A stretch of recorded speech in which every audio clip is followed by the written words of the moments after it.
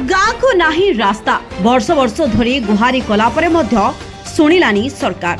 रायगड़ा जिला काशीपुर ब्लॉक एक आदिवासी अधुषित अंचल होइथिबा बेले विभिन्न समय विभिन्न समस्या देखा देई थाए।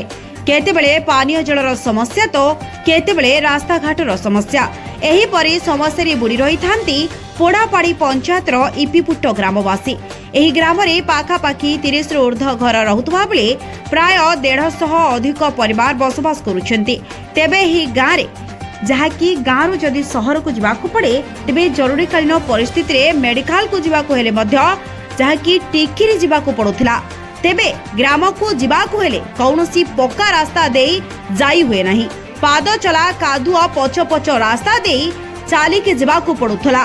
तेबे कौनसी नित्य व्यवहार जिनिस हेउ किंबा वार्धक्य भत्ता मेडिकल सेवा हेउ अबा पिलामानकर स्कूल जिबा आसिबा रे समस्त एही पाद चला कादुआ पछ पछ रास्ता उपरे ही निर्भर करुथांती।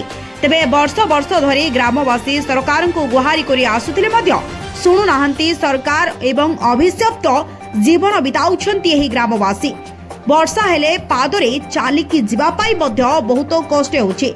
तेबे केबे एही ग्रामवासींकर कथा सरकार सुनिबे एवं केबे ग्राम को हेबो एक स्थायी पक्का रास्ता। तेबे देखिबा पाई बाकी रहिला नूतन सरकार और प्रशासन एही ग्रामर समस्या दूर करिबा पाई केबे प्रयास करुछंती।